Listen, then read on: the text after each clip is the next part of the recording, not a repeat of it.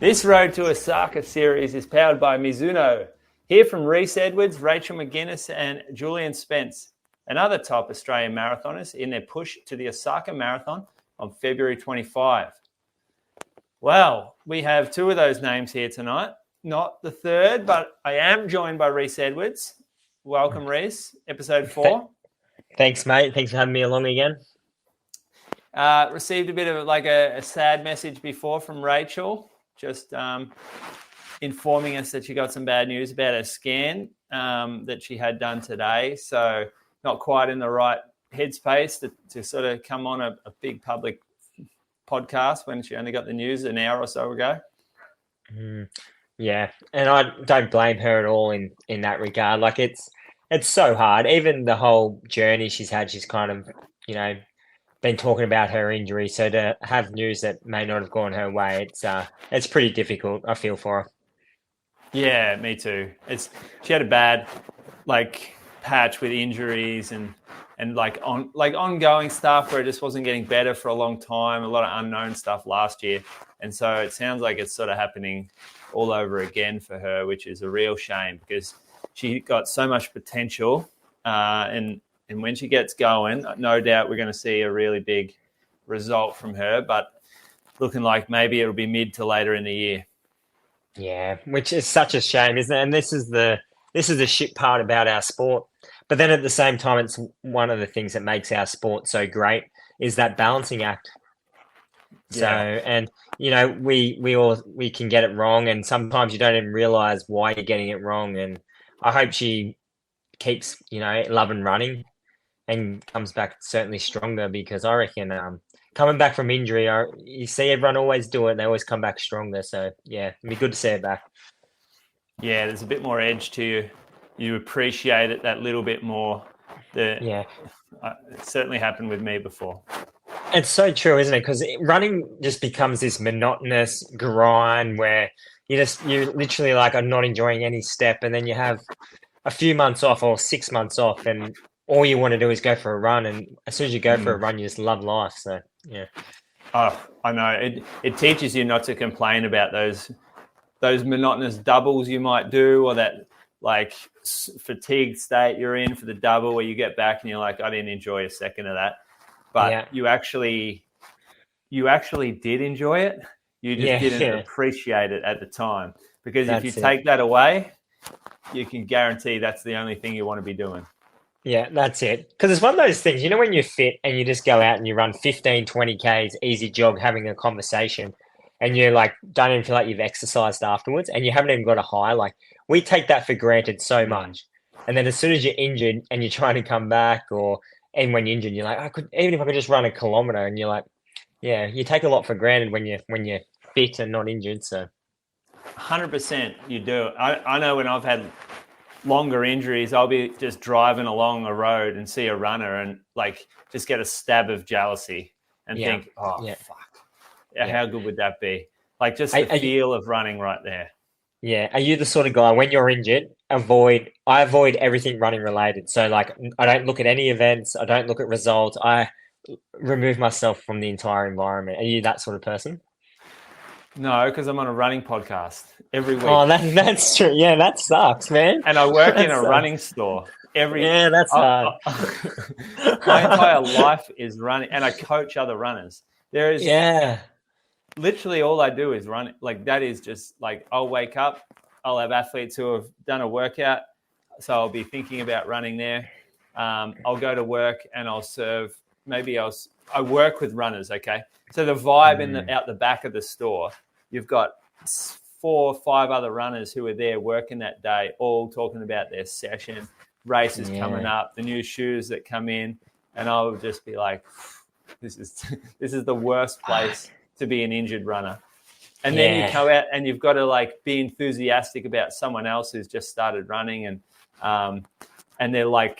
they're obviously loving it. So you share the love, but you're in my head, I'm like, you don't know how good you got it right now. You inevitably you're going to get injured and learn how much you love it, because that's all it takes is that little reality check. Yeah. That is tough for you living that even though you're not, say, a quote unquote professional runner, you kind of live that where like running is your life. And where someone like me, it's hard for me to kind of, I'm not in that environment, so it's hard for me to kind of see that part of it. Whereas I'm just like, yeah, I can escape and then come back. Like it doesn't affect any part of me. Quick question: do you sell more shoes when you're injured, or when you're actually running good? You got a better attitude in the store. Oh, running. When I'm running, I prefer to be serving than if I'm injured. And I see it. I've actually seen it with other staff. Those that have had longer term injuries, their mood's lower. They get way less excited to be talking about running. Even I'll just notice it on the shop floor, the conversation, like the back and forth. Someone who's in a patch of fitness right now, or is like come off a good race or something like that, they're up and about. They're keen. They're asking questions. They're like engaging in a more lively conversation. Whereas the injured runner out there is like ask a question, but there's not so much back and forth. It's like in their head you can tell they're like, damn it, I wish I was running right now. Yeah. It's a bit infectious, isn't it? When you get someone who's on a high and running well, and you get around them, geez, it's nice. Yeah, I try to tone it down a bit when it's like that because there's just so many around that aren't in that position. You don't want to be talking up like how good your run was that morning when the person's been on a fucking elliptical. Well, apparently, I saw a person on like an elliptical, but it's like a bike, like an outdoor elliptical. I didn't even know they existed. They're called elliptigos. Elliptigos, are they? Man, they go fast. I'll tell you that. They had them. They gave them out to a few athletes in the US. I think like Meb Keflezighi had one. Yeah. But they had they're wearing like a bike helmet on it, and it just looked like the dorkiest thing in the world. And this person came flying past us in the Yarra Trail. And I'm like, that's kind of practical, but I was like, that looks so terrible. Like, I wish he wore Lycra. That would have looked even better. You know that person's a virgin as they go past you. 100%. 100%. Yeah, all right. Elliptigos. That's one of the races I did in the US, Santa Barbara Marathon. The lead, it wasn't a bike or a car. It was an elite elliptigo. So the person like leading the race was on one of these things, and it was interesting. So they must move along that smooth, yeah. Yeah, but I think they struggled when they got to the hill. I don't think they go uphill real well. And they are big fucking things. They tried to sell us some down at the store. I was considering like getting one for the store when I was in Ballarat. And the lady brought it down from Melbourne, and she left it in the store for like, I'm going to say a month. And I said to people, you can take it for a ride. You see if you like it or whatever. And they're like, oh, yeah, cool. I'll chuck it in the car and take it down to the lake. But the problem was they're like 2 meters long and they don't bend or fold. So you can't get them in. I couldn't get them in my big ute. Yeah. So they're just the most impractical things ever. How you feeling? Not too bad. Training's been going good. Haven't been overdoing it. I'm like fresh, like a bit like what we're talking about, like because I'm fit. I'm like in a good mindset and just enjoying sessions. Like I look forward to session day. Like it's not nervous. It's just like a calm relaxation. Like I genuinely, when it's an easy day, I'm like, oh, I've got to run today. And when I was waking up for a session day, I'm like, oh, sweet, I actually get to run today. So yeah, I think I'm in a really good spot, both like physically and mentally. So, have you had periods where you wake up and session days like a day of anxiety for you? I've never experienced that, but I've experienced people around me who have that. I've been very fortunate enough where I don't care if it's a good session, bad session. I'm always going to have bad sessions, and I've always been able to move on from them. I look at paces before a session, but if I have paces that I don't hit, I don't dwell on it. Whereas I think people that get real pedantic over paces and things like that, I think they're the ones that are a bit more anxious leading into like sessions and things like that. But only one session. So before a few marathons, traditionally 3 weeks out, do a 25-kilometer straight kind of effort. And the goal of that is to run it at marathon pace. I've done that twice. And the second time around just was not enjoyable like the first time around. And I instantly was like, I'm not going to do this for a few marathons. Yeah. 25. So on the weekend, we had that organized event, Mizuno Cross Inside Running. We went for a long run, and there was an athlete there running a 25K marathon pace tempo. What's that? Yeah, there was. Yeah. Elise, her name was. So Elise, she runs for Geelong Cross Country, but she's coached by a fella from Ireland, I think. And I always remember watching the Hanson's distance project. They would do the marathon simulation run, like maybe it was 3 weeks out or 4 weeks or something. And they would actually fly from where they're based, like in Michigan. They would fly to whatever race they were training at, the course. They would run part of the course. They'll put bottles out at the perfect times. They'll do everything the same as race day, including the pace. And they would go 28K. And I was like, at no point in my whole career would I be able to run my marathon pace for 28K in training, even if you did all these different conditions. I just couldn't do it. Yeah, it's a hard session. I don't know. I reckon you might surprise yourself because I did it twice, and both times the pace I ran in that session is what I averaged in my marathon. Yeah. So you pulled it off both times. One just felt easier than the other. I wouldn't say I pulled it off. So the first time around, I did it with a fellow, Callan Moody, Kiwi. This would have been in 2021. We did this, and our goal was to average 3:07 per kilometre. And we're running it together, and I slipped off the back at about 18 kilometers, and then I knew I was just working too hard, so I dropped back, and then I averaged 3:09s for the 25 kilometers, and felt all right after the session. And then come marathon day, I ran 3:09 average, and whereas Callan averaged the 3:07s, just walked off, barely had a bead of sweat on his forehead, and he went and ran our debut marathon in 2:11:30. And averaged 3:07s perfectly. So that was when we got sold on the whole 25-kilometer straight idea, because it worked so perfect. It was kind of my breakthrough from running 2:06. It's where I did my next big jump on the marathon game. So then the next marathon after that, we tried to replicate, and it was a disaster. Yeah, there's those long tempos. There are different ways to run long tempos, isn't there? There's the actual tempo. I've done 10-mile tempos. That's about the longest I'll go for a straight tempo. And I've run 10-mile tempos where I have finished them, and it's been one of the hardest efforts I've ever done, including racing. And I am gassed, falling over at the end. And on paper, I could look back on Strava 4 years ago and go, oh, fuck, you've averaged 3:20 that day. That's a good run. Whereas at the time, I'm like, that was ridiculously hard. I had to go to the well. I had mental demons early on. This was not a training effort. But then you can run a 10-mile tempo, and it can feel like 0 to 16K of the marathon, which should feel super cruisy. And that's how I think they're supposed to be run. Yeah. And that's what I learned from that one, was when Callan finished that 25K, and it looked like you could tell he didn't go to the well.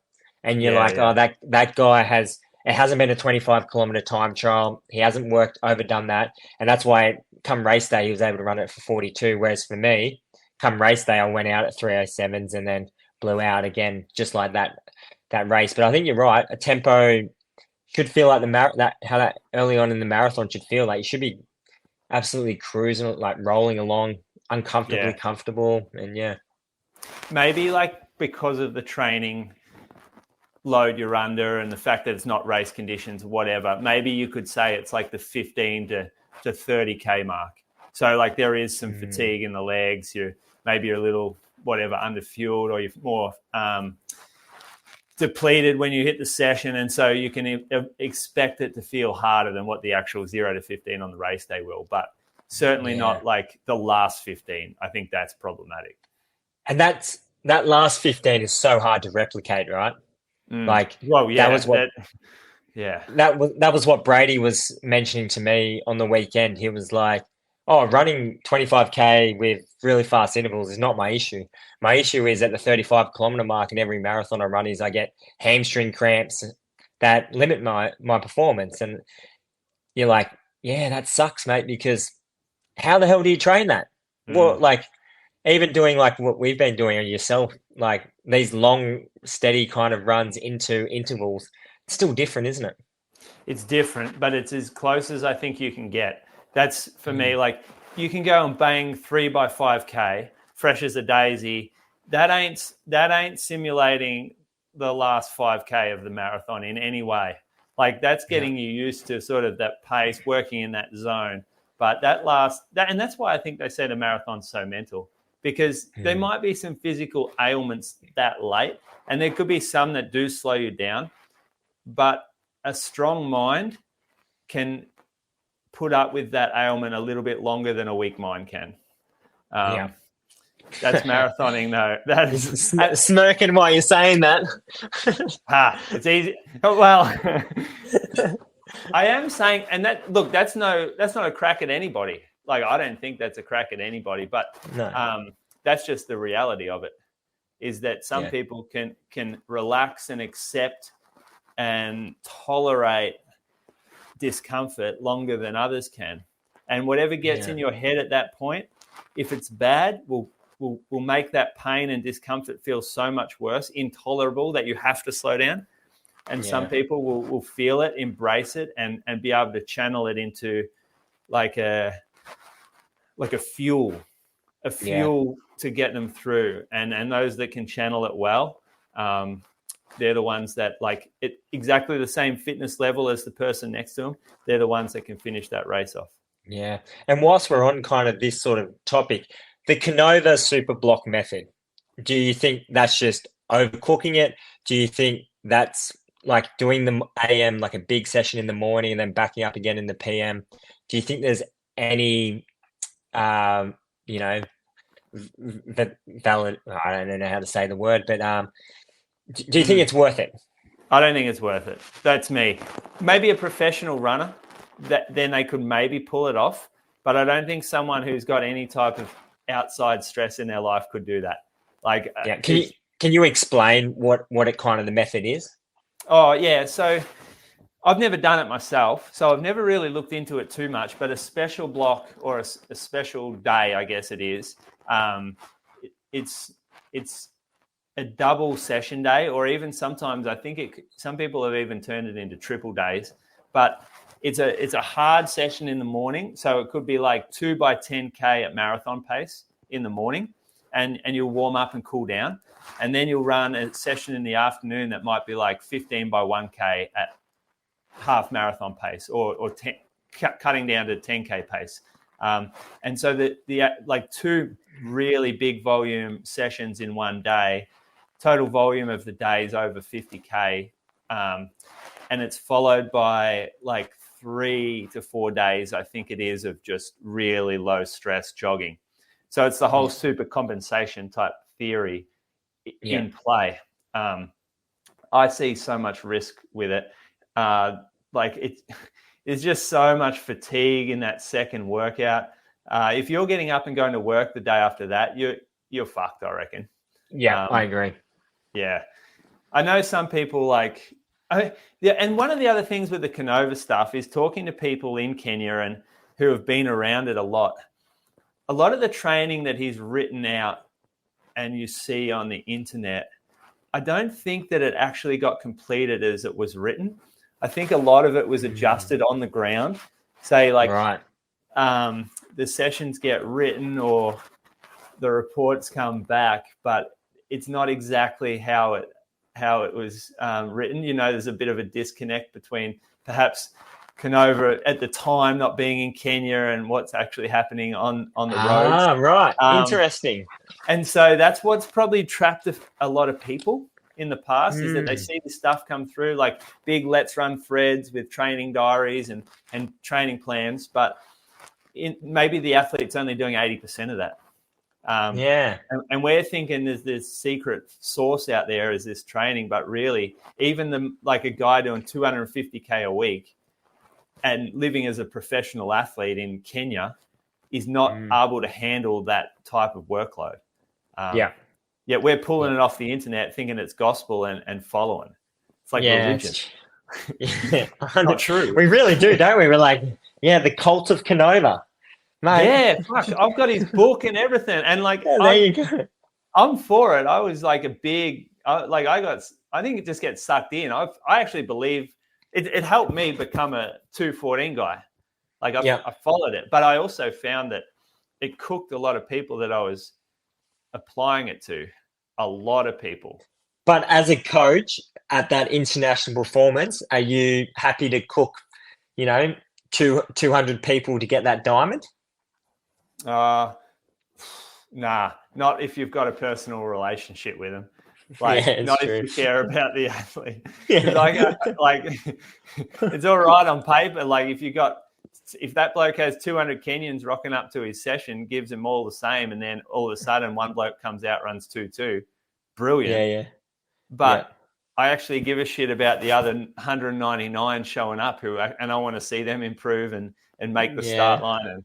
Yeah. Not be like, this one's injured. It doesn't matter. I've got another one on the conveyor belt waiting for me. Yeah, this one. Like, you don't even know their name sort of thing. Yeah, exactly. Athlete 52. I've got a good feeling about this one. So have you done a special block in the past? You've done that sort of training? Not to that extent. So I guess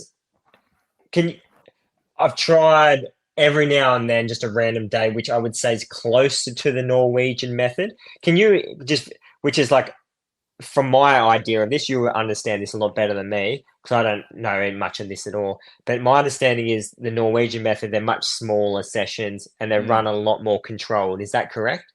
Yeah. So the Norwegians is like double threshold session with the idea being maximizing the amount of time you spend at threshold for the week or the block or whatever. So you in the mornings, like the actual intensity is very low. So if they might do like 6 by 6 minutes, and I think their lactate, I don't think they really want to be like over 2 or something like that. Like it's super low. And they're like, that's not a hard workout at all for them. And so then they come back in the Arvo and then they might do like 2400s and their lactate will be higher for that, I think, but they're doing them at a generous pace. And so it's all about sustainable training to get the maximum amount of mileage in. And so like the whole thing is in increased volume. And if they're doing intensity, it's at threshold. So it's whereas increased volume at a faster pace. Is that the whole idea of it? Is at the end of the week, you've got a higher volume at a faster pace. And it's not like an 80-20 method, right? Exactly. Yeah. So they avoid doing a lot of the VO2 max stuff and a lot of speed work in these threshold blocks because it limits how much they can run the following week. So if they go out and punch like say like you look at our method or the Australian model and you go punch 8 by a K, and a lot of the time it'll be at like 3K pace. So it's pretty fast. That does not bode well to run a lot the next 3 days after it and be able to do another workout 2 days after it or even so their thing is we'll remove the top layer and we'll spend a shitload of time in the middle layer and overall it will allow us to do more training at a medium intensity and they sharpen towards race day. Like it does change as they get closer. Like they do more race specific stuff, but of course. The Canova thing, and they're not just winging it either. Like they're testing their lactate during the sessions to make sure they're not fucking it up. So if like they do that 400 session and they're going too hard and their lactate spiking, that's not that's a bad thing for them to happen. They're not proud of running that 400 really quick because it's ruining their whole model. So they'll slow the session right down if they're doing that, or they'll cut it off and stop training. Whereas the Canova special block's not quite like, I don't think it really has, it doesn't have that intention at all. It's there's different workouts I've seen run, and I'm not I'm not fully around it, to be honest. Like, I don't know exactly like the methodology, like how they prescribe and structure the days, because I've seen like different sessions that hit different paces, but I think a lot of it is like one session's generally at marathon pace. Yeah. And then one's faster, I think. Maybe. Yeah. There's definitely nothing much slower. It interests me. I would give it a crack and take a risk on it, because I've got nothing to lose. But I wouldn't take a risk on it for a overseas international marathon. Like, say, if I line up a Gold Coast Marathon in the middle of the year, because I like to do something different leading into every marathon. I think our bodies are just adaptive machines, so I like to change it up. Say, leading into Gold Coast, I'll take huge risk. Could end up like I did last year, where I don't make the start line. But when it's an Australian marathon, I'm willing to that's a good call. I was just thinking the same thing. I'm like, if I was prescribing to someone who's dropped $5,000 on flights and accommodation in Berlin, like, that's on you if they get hurt. If you're saying, hey, exactly, we're going to do this today. Yeah, exactly. Imagine that. But you've just got to respect the recovery for it. And I think you taper in as well. So you taper in, you do the workout, and then it could be like 3 days of super easy jogging, maybe 4 days. Like, you got to respect it. Because I'm a big believer in that super compensation. Like, I've had some of the best sessions of my life, 6 days, even 2 days post-marathon. Like, it's hard to explain. Post-marathon? Post-marathon, yeah. I ran a 10K, so I ran a 2:13 marathon, and then 6 days later I ran a 10K over in the UK. It's on my Power of 10, which is like a British thing. And I ran 29:40. It's technically the fastest 10K I've ever done. And it was 6 days post-marathon.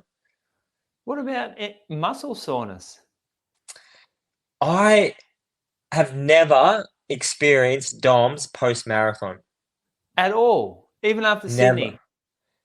No, never. Oh, wow. Like, I feel a little bit tired, but I've never had, like, that DOMS where you can't even, like, touch your skin and it stings. I get, if you tell me to do 5 push-ups, I've got DOMS in my biceps for the next 5 days. Or running, and especially running a marathon in like these super shoes, I've never experienced DOMS like something like that. I get like, I'm a write-off for like 5 days at least, maybe 7 days. Like, it literally feels like someone gets a hammer and just smashes my quads. That's what I feel like. And it's all quad soreness. Is it pure quad? I wonder why it's so different. So you're one of those people walking down the stairs the days after you can tell you've done a marathon. I'm cooked. Yeah. Like, I am no good. I get nauseous from how sore I get. Like, full nauseous. Yeah. Do you really? Yeah. Proper pain. Yeah, because my wife experiences the same thing, but just from a half marathon, and I just never understood it. I'm like, I think one time I loaded up 5 half marathons in 5 weeks, and she thought I was absolutely nuts. Yeah. And then I'm looking at her going, "What do you mean you can only do 2 or 3 a year?" Like, I thought she was nuts, and it's just because we recover so differently. What about trail running? You get sore from that, like from the hills? So the first trail run I go out on, say if I go out on like a mount, like let's say 50 kilometers and the elevation's over 1,500 meters, I'll get DOMS in my quads from that. And that's literally for 3 days.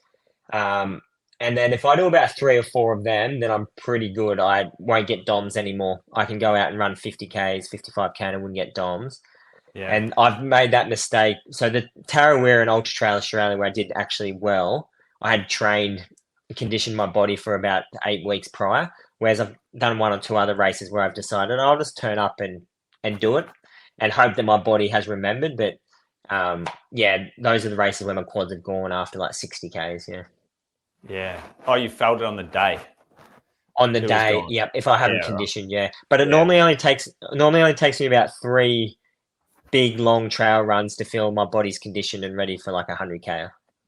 it's the same sort of feeling we get down here when we're coming back from like a marathon or even from an injury, and you go out and you've got like a 30K hilly long run, and you get sore the next day. And I love it because I'm like, I'm not going to get that again. Like all it takes for me is one of them. And I'm like, this is done. This is the little bit of pummeling the quads needed, and I'll come back stronger. It's a good thing. DOMS is a good thing. So I 100% agree with that. And that's why, say someone like Brady, for instance. So in my opinion, this is a hypothesis. This is Reece's hypothesis here, is people who experience cramping and DOMS and things like that, the back end of a half, I would go out and try and thrash my muscles. So I would, if it was quad issues later on in the marathon, I would add in ridiculous downhill elevation or downhill reps into my training. If it was hemis, I would do something that causes like, I don't know, like overstriding or like lunges or like bounding, or I'd do something that is going to cause hemi DOMs. I would load them up big time. I just think going out long and fast for every or most Sundays is what we do down here, and it seems to work. It hurts at the time, it hurts at the start, but it also prepares you for the marathon workouts we do later in the block. Like if you put together 8 to 12 weeks of 30 plus steady long runs through the bush, that first marathon workout you do on the flat road, that's piss easy compared to what you've been doing. And it just prepares you so well. Yeah, and that's like steady kind of long runs. That's what I picked that up in the UK. So when I was, say, with Dick Telford, we didn't do so much of that. It was kind of just you'd done a like a fast Tuesday, a fast Thursday, a fast Saturday. So Sunday comes along and you just get over the hills, whatever pace it is. If you do 35 Ks at 4 minutes 50 or 4 minutes 45, that's okay. And then when I went to the UK, it was like, no, we're going to do 2 sessions a week. But Sunday is not a comfortable run in itself. You might be running over hills, but you still might come back running, could be 400 or 500 meters elevation, but you run 4 minute flats or 350s. It was one of the big things that I was like, okay, this is making significant difference in my marathoning. That is 100% what our group works off. Our group works off Tuesday, faster work, Friday threshold, Sunday, buckle up, because it's not going to be super fast as like speed wise, but you're going to be going over some hills, and each hill is going to be a little bit of a test. Like we're not jogging up the hill. We're going, all right, we're pretty much like at the start, it's a bit more forgiving, but towards the end, it's like we're racing up that hill and we'll recover on the downhill off the back, and then we'll race up the next hill. And it's like, that works. That works down here. We got some guys and it prepares people for the marathon so much better than probably the 5 and 10K that they underperform at. Like we have our group is full of underperforming short distance runners or overperforming marathoners. And I reckon it's the long run that gets that into it. It's interesting, isn't it? Because I'm in your camp, right? I'm an underperforming 5 and 10 guy. And the Australian method is the faster you run a 5K or a 10K, then you're going to have easier running at the start of your marathon, and the higher your ceiling and the faster you're going to run a marathon, right? So this is one of the reasons why I haven't got a coach, is because every time I talk to a coach, they're like, we want to get you on the track and running 3Ks. If you can run a fast 3K, you're going to run a fast 5K. If you run a fast 5, you run a 10, et cetera, et cetera. And I'm like, guys, I started running when I was 26. I'm 33 years of age now. I don't have time to drop back to a 3. Oh, well, I don't want to drop back down to athletics carnivals where there's under 10s running. No offense to under 10 runners. But I don't want to drop back down to these athletics carnivals to increase that speed, even though I understand the benefit. So in 18 months' time, maybe it's going to change my whole routine. And every single coach I've ever spoken to, that's the philosophy. They want to run me down. And it's not that I disagree with it. I 100% know I'd run faster off it. But it's not my personality. I didn't grow up doing athletics carnivals. It's not something that I really enjoy. So I'm trying to find methods or ways to get faster over the marathon without, doing the Australian traditional method. Well, actually, it's a very similar discussion that I had with one of my coaches once. He said, you don't have to run a fast 3K. You just have to get in shape to run a fast 3K or a 5K. Yeah. Like, it doesn't have to be what you do. You don't have to go out and run on the track, and you don't have to go and race track races and do all that stuff. All you have to do is get in the shape where if you wanted to, you could jump on and run well. So if it doesn't suit what you like doing, you can still train a bit like that and get the benefits of it and totally ignore the track world. And you can still do that Sunday long run doing it, in my mind, which is where you have your fun, and it's like it's the day of the week for a runner, I reckon. Because people have got all these theories of double your half marathon time and plus 6 minutes, or you're a 28:50 guy. That means you probably can run sub 2:10. Like, there's all these theories out there that are based off kind of what you've done in the short distances, and for me, I just have to kind of scrap all that out of my brain because. It's just because then you go out there race day and you look at the guys you're finishing around in a marathon, you think these guys are totally different quality. But like you said, who knows what we actually run when we're in that shape? Yeah, that's 100%. Those guys have trained for that. They've raced at that. They haven't given any thought to the marathon when they were running those times. So of course they're going to be faster. And if they continued running like in that method, and then they show up to a 5K road race or a track race in the middle of the year, whatever, of course they're going to beat you. Their training suits that. Our training doesn't suit that if we're training for a marathon. Yeah. So to pick your brains, I'm going to get some free coaching advice here. No, I have a question for you too. Yeah.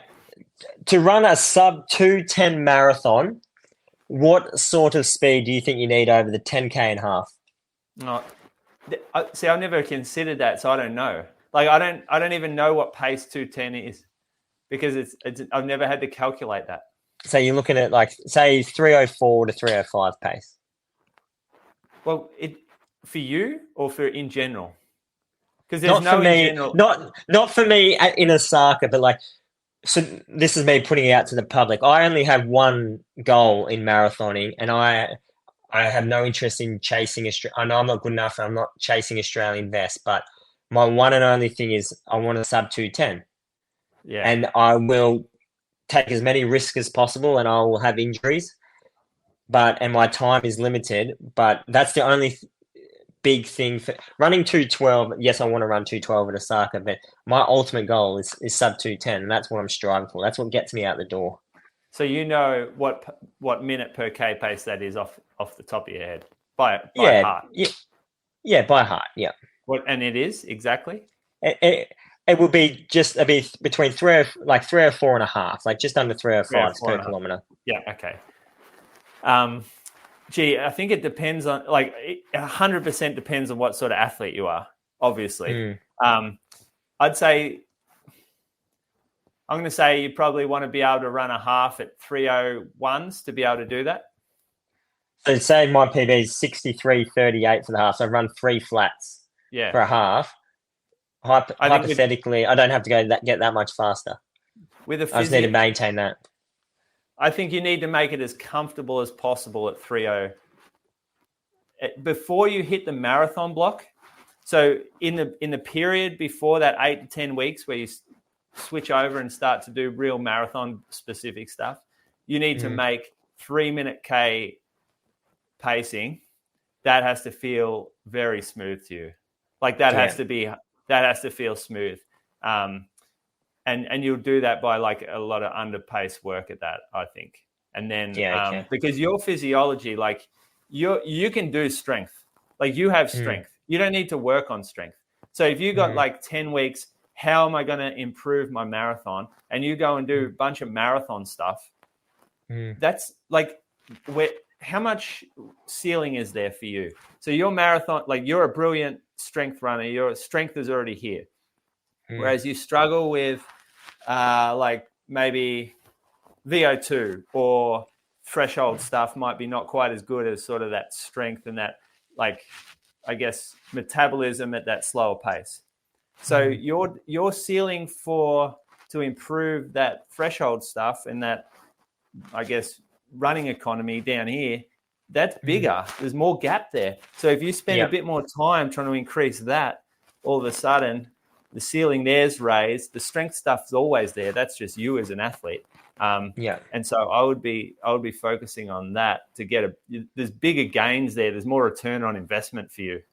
Yeah, which I think you've nailed kind of what my block has been into Osaka and I've always known it, and it's because I hate doing it as well. It's uncomfortable, but it is the thing I've tried to change is to run faster in reps. So my worry with your block though is the volume that you're doing on session day is too low where you want it. So I would like your volume, you're doing 20-minute tempo, 8x K, right? Yeah. About that. That's about the standard session. And that's my standard midweek session, yeah. Yeah, I just worry that 8x K is probably is even a little bit too, like it's not, like how are you feeling during those? And what paces are you running? So it's gotten faster and faster throughout the block. So say early on in the block, the 8x1K, I might have been averaging 3 to 2:59. And now, say this week when we get to it, I'm averaging I'm going out 2:55s. I'm averaging around 2:55s, maybe faster for the last two. Yeah. Okay. So this block, your marathon pace 3:10-ish. 3:08. Yeah, 3:08. Yeah, 3:08. Yeah. So you're about 10 to 15 seconds underneath it. Yeah. At the moment, yeah. And you're doing 8K of work there once a week. It's not much, is it? Yeah. No, that would be my concern. I reckon you could shift that up slightly slower and do 15, 16K worth of work in the session. So that's interesting because tomorrow's session is a slight change to that. So it's where we're going to minimize the rest but increase the reps. So instead of doing 8, we're going to do 12 but off 45-second recovery and try and change the stimulus a little bit. Make them slower? Slower, yeah. So maybe between 3 to 3:05 pace. That's what I would be thinking is a good thing. I would be into that. Yeah. Good to Next know. question for you then. Do you think that you need to run a good half marathon like 3 to 4 weeks out from a marathon? Do you think that's a good sign, an indifferent sign, or a bad sign? I think it can go either way. If you turn up to a half marathon and you run really, really well, it can put you in a great mindset and really reinforce how well you're going to run marathon day.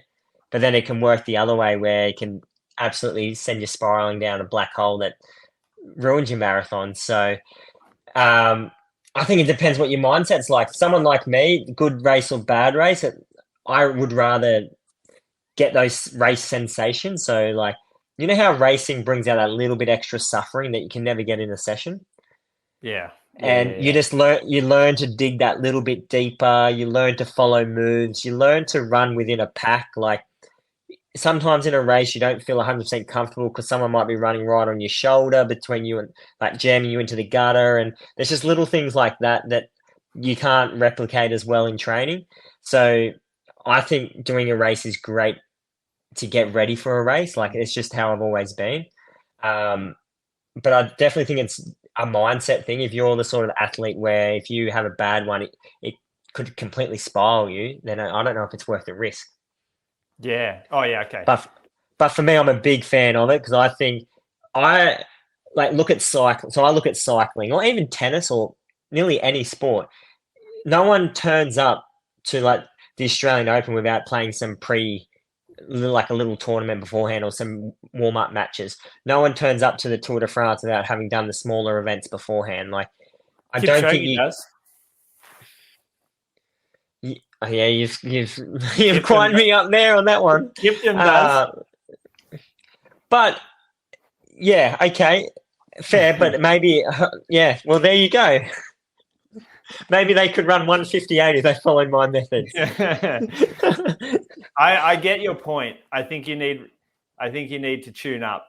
I don't mind racing in the block, but I think that the expectation shouldn't be that your race goes well because you've been training a lot. Because a lot of the time, if you do that half marathon like a month out, you've probably spent already like 6 to 8 weeks doing marathon stuff, and you haven't really, like, maybe you haven't done much threshold work at all. You've been spending a lot of time slower than marathon pace, and just don't expect it to. Just take it for what it is, a practice. Don't expect it to be a knock it out of the park, and it should not feel great, I don't think. Yeah, I would never do a full taper into it either. I would always turn up to it. I think you've seen this before. If I run a half marathon within my block, I still probably end up with 160 Ks for the week. It's not like my race day marathon, I end up with about 90 Ks and running for the week. So I only ever do it off like half kind of tapers. Yeah. But a funny story is, say my PB in Rotterdam, which was in October. At the end of August, I ran a half marathon, and I thought I was in amazing shape, and I ran 67.5. Yeah. 3 weeks later, I turned up at a half marathon and I ran 63.5. And then 4 weeks later, I've gone and run my 2:13. So, like, I think a lot of people run that 67, and they either pull out of the marathon, or the next half, or they spiral. Whereas for me, I remember I was over in Europe at the time, and I remember doing this 5K on this track in Rome by myself. And it was a 40-degree day. And I remember we got there about 10 a.m. and I time trialed around this track. And it was on an actual track 5K, not my watch. And I remember running 14:50 solo and I was just like, I am in so much shape. And then I ran a 67.5 a week later, half marathon. But I was just like, you know what? All my training was showing that I was in 63 shape, not 67. So let's just move on. So I think for anyone who's going to throw a half in there, exactly what you just said. It's like you can't expect it to go well. Yeah. One of my build-ups replicate that almost to a T, actually. 2019, I went and ran Gold Coast half, and earlier that year ran 2:14, and I was thinking, all right, like 65 minutes will be like a bad run today. I'm getting ready for Doha World Champs. I'm going to fucking crush this. And I ran 67.5. And I remember walking through that finish line just disgusted with myself. And I was like, I don't think I've been angrier going through a finish line that day. Yeah, true. I thought you got to change something. And I don't think I changed anything. And then I ended up running, I think it was only 3 weeks later, maybe 4 weeks, 45:06 maybe at a 15K. Is that at Ballarat as well? Ballarat one, yeah. Jeez, that's good running, yeah. Well, and then I had a good marathon. I'm like, all right, that, like, you can move on really quick if you have the headspace for it. Yeah. When you touch on that marathon at that World Champs, do you get frustrated that people can't really respect that time because of those conditions? Like, it's very hard for people to kind of acknowledge or like feel what those conditions were like. Like, no one signs up to those sort of marathons, right? So people can look at that and go, oh, they just look at times. Oh, yeah, it's hot conditions, might be a bit slower. But does it frustrate you that, you know, people... No one talks about it. No one gives a shit about it. So I don't get frustrated. No one's really mentioned that it's not that fast, or it's still running in the heat under 2:20 is like this. So this is Singapore. Obviously, that's brought a lot of respect into this. You need to experience it first, right? You need to experience it. You cannot explain, like, your preparation for that must have been phenomenal. Because the heat is a bit like altitude. Once your heart rate crosses this line, it's impossible. And I mean impossible to bring it back down. Even slowing down doesn't bring it back down. It's like this thermoregulation change where as soon as you cross, you're gone for. Like that, your run at those World Champs, mate, Malcolm Hicks was there. How were you compared to Malcolm? He was a couple of minutes up the road, I think. Because him and Caden were in a pack Caden Shields were just running in a pack that probably went through halfway, maybe 45 seconds in front of me. And I was like, I'm gonna come past that pack. Like they've all gone out too hard. They've gone out too quick. But they pulled it off, those blokes. They actually had massive runs that night. Like I was impressed with how they pulled that off. But that race they looked after us. Every 2K we had ice cold water, and that made all the difference. Like anytime you felt your core body temperature rising, you were at a point where there was ice cold water to cool you down. And it wasn't just like a cup, it was a fucking bottle. So you could put a 500 ml bottle over your head, ice cold water. And then by the time that you started to like feel warm again, there was another one. And that made all the difference. So now I appreciate that, how much that offered me, because they didn't have that at the Olympics in Sapporo. I think they had cold water, but it was still at 5K intervals. That's brutal. Yeah. So that actually saved me so much that night. And now I realize how much like cold water can help keep you cooler and like sustain an effort. So I will always dump water on my head no matter what. But yeah, appreciate it. It's it was a good night. I'm super proud. That's the best race I've ever had. Don't worry about 2:14. That was the best race. Yeah. And so I think that's what I'm kind of insinuating here is you've got a 2:14 here, but mate, I was better race for sure. 100%. Yeah, and there's not many people out there that've gone and run a marathon in those conditions, right? And that's why I'm happy I went and experienced it in Singapore, because I can genuinely sit back and go, your run, fucking brilliant. Yeah, thanks. 12, it's like, and the other thing, 12 like U-turns, I think it is. So it was like 7K loop, and then you go around it wasn't quite a hairpin, but you're going around a big bend. Not that was bad, actually. It was dead flat there. But it was fucking lonely. Like I was by myself for a lot of that run. So you're running, but you don't mind that, do you? You don't mind running solo? I like that. I prefer that. I'm working that out. The more that I run with packs, like around Brady and that, the more that I find I have trouble relaxing. Like the cadence is so high. I find myself trying to match the cadence, and they're real surgy up and back and up and back. And I was like, the only time I feel good is on the front of the pack.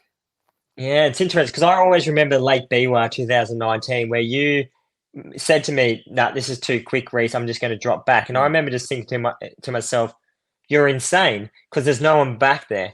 And I remember thinking, we're in a group of about 12 to 15 guys. You and I are just sitting in the back. We can coast along here. And you're like, I'm going to go run in no man's land by myself. And I remember thinking, you're genuinely nuts. Yeah. Like, what are you thinking in this scenario? I think we all know how the scenario played out, but that's something I don't have, like to run, to have that courage early on, to have the courage to be like, I'm going to run solo. Mate, that's why do you like what makes you tick? I think I just like to be in my head. Like I spend the whole training block preparing my head to like have this battle. Like that morning that I wake up in my head, I'm like, I'm going to war. Like today I'm going to war. And I don't want to like get distracted by other people around. Like I am prepared today to go to the end of the line. And I'm not talking to people around me and having a good time out here. Like I want to find my spot. I want to lock in on my own thoughts, and having a pack I've always been pretty uncomfortable with. It distracts me too much from my own head, and I start to think about things. Are you a clock watcher when you're running solo? No. I'm a feel guy. So you're running by feel solo. Yeah. So whereas that's why I like running in a pack, because I'm just running by feel. And as soon as I find myself solo, I start clock watching too much, and then it just changes I go from being in a pack to being like, thinking about probably football scores and things like that. Like just not even thinking about running. I'm literally just in fairyland. And then if I'm running solo, all of a sudden I'm panicking because I'm like, oh shit, I'm running 1 second per kilometer slower than last kilometer. That's bad omen for the next kilometer. And But in a pack, the pack is in control of the pace. No one's in control of their own effort there. So your effort is only as easy or as slow as what the pace of the pack is. And so say you're at the front of a pack, like the pack of 20, you're not at the very front, but you're at the second line. All of a sudden the pack starts to run 3:5. What do you like? The difference between the front of the pack and the back is 2 seconds.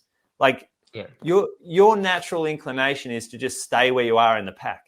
So you run that 3:5 and all of a sudden you're like, okay, I feel like that was a bit quicker right there, but I'm still in my position in the pack. And this is the problem, I think, for most people is that they ignore the warning signs too much because they're basing themselves off where they are in the pack or what the pack's doing. But internally, your heart doesn't give a fuck if you're around other people. Like that little 3:5, that's having an effect on what's going on inside that red line. And the pack's buffering it. Like the pack's buffering your perception because you've got other people around you to confuse it. Whereas if you're by yourself, you're not running that 3:5. Like that would take a concerted effort of you to make a decision to go, I'm running this K 3 seconds faster. And that's going to, like, you're making a decision to do that. Whereas if you're in a pack, the pack makes the decision just through the ebbs and flows, and you're going to suffer the consequence. Yeah. Whereas you're off to the side, or even just being to the side of a pack, you can go up and back, and you can do your own thing a little more. But being tucked in, there's no mercy there. You slow down, you got someone come up your ass. Yeah, I've always, because of my legs and my big kick back, I can't run in the middle of a pack. I always have to be at the back because people clip my heels just the way I run. And I hate the stress of having someone behind me as well. I feel quite like anxious about having people run behind me. So I always would just be like, I'll just drop to the back of the pack and run there. Yeah. And is that why every photo and video of you and Ridley, you're always at the back? You have never led a rep based on his Instagram. Yeah, exactly. But he's the opposite. He's like you. He likes to run at the front, and he likes to be on the front.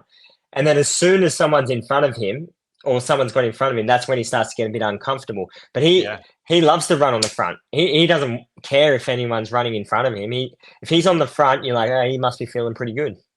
Yeah. Well, interesting, because coming through when I was a younger athlete, I would always struggle at as soon as the race got a bit hard, I would feel like being at the back, being the last one to get cut off.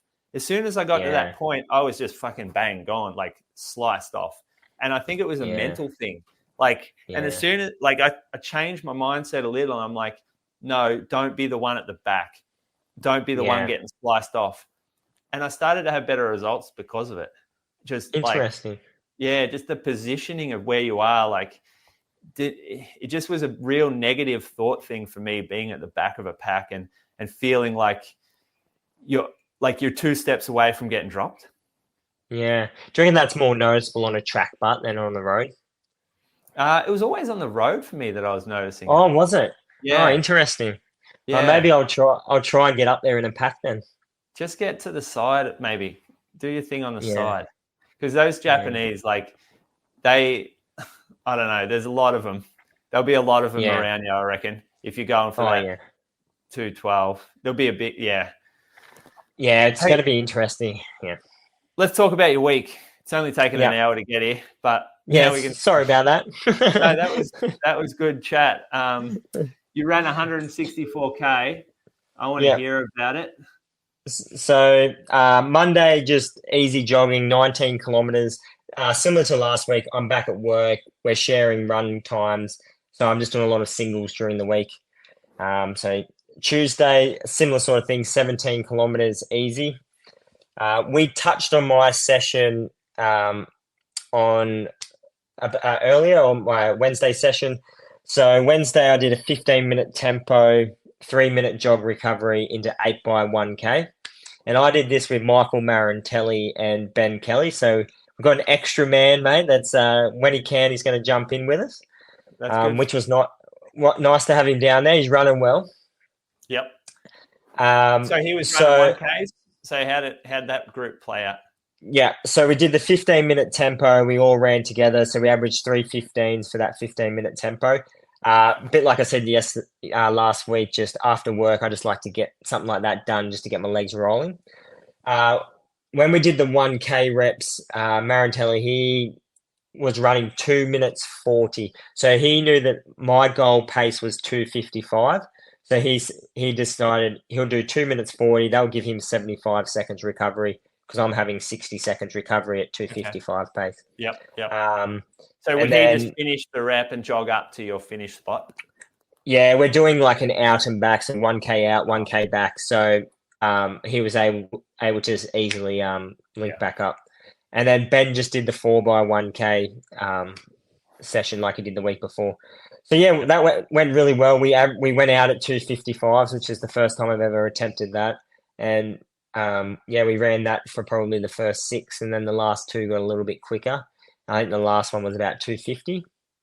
I see that. So I was very happy with my speed on that, but I agree with what you said, and that is my biggest weakness and my concern is maybe I'm building this top end speed, but am I building it that kind of, I don't know if it's speed endurance or whatever you would call it, but am I building that kind of faster threshold speed? And maybe I've going too much rest too fast. Don't second guess yourself. Don't second guess it. Don't worry. I don't feed into it. I'm not going to be lining up at Osaka being like, oh, I screwed my whole thing with those sessions. Don't worry about that.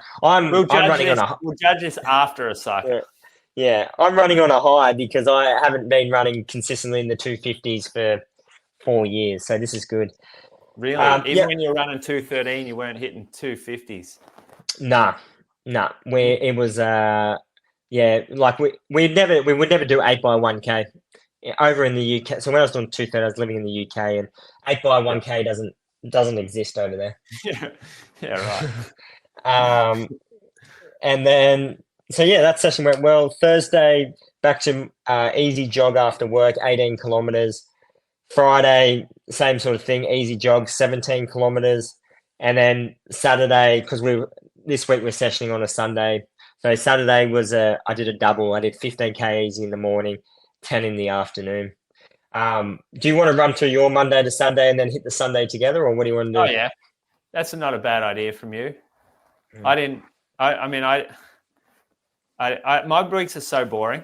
It's like the biggest difference between my week and your weeks is that I break my runs into doubles rather than singles, and that's because of my knee.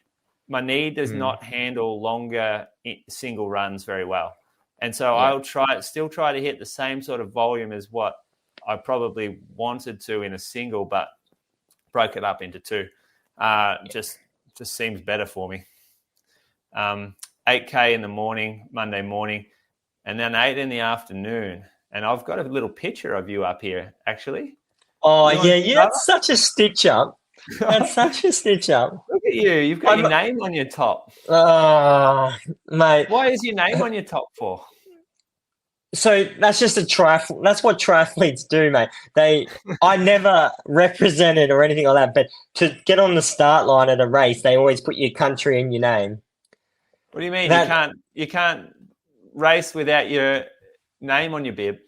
No, so it's like I don't know if it's called. I don't even know if it exists. I mean, I've been in the triathlon world since 2014. Is it ITU racing? Whatever the short course racing is, everyone has to have your country, and you must have to have your name. Maybe you don't. I don't. So you have to go out and have custom-made apparel to race in these things. Yeah. Rules probably have changed a lot, but that was the biggest stitch up. And someone's gone back onto my Facebook. I needed to get rid of this photo. Someone's gone a long way back to dig this up on me. Because you can't be making your own Australian kit, mate. That's not on. Mate, in triathlon, anything's on. Anything's on. And you've got a lot of sicko followers, obviously, on Strava, because you posted this picture of me. My phone says ding, ding, ding, ding. I've got about 500 new bloody Strava followers after you posted a picture of me in a tri-suit. Oh, yeah. No, they want to see some more content like that. I'm gonna have to get some more pics sent through to me. Any listeners out there want to spend an evening deep into the archives of Reece Edwards? Please. Please don't. Your best finds. I would need to see them. There's probably some bad stuff on there. Well, it couldn't be much worse than this, surely. The one thing I remember back in those days, I used to think, geez, I was thinning out in my hair quite early. But now I look at that and go, geez, I had some luscious blonde hair back then, didn't I? How times change. Yeah. Anyway, go on. When you were 20, you looked 40. That's a real issue, I reckon.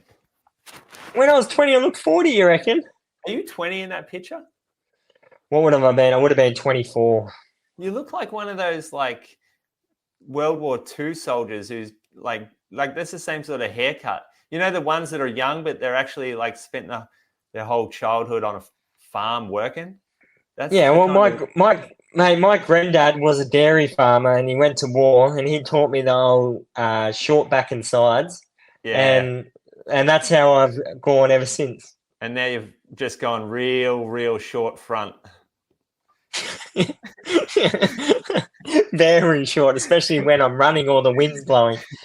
When do you reckon, I'm trying to work out, I'm saying to my missus, I'm like, when do you reckon it's time just to go? Because when I shave it, it's just going to be this pasty white scalp and you're going to cop endless shit about it because everyone's going to be like, whoa.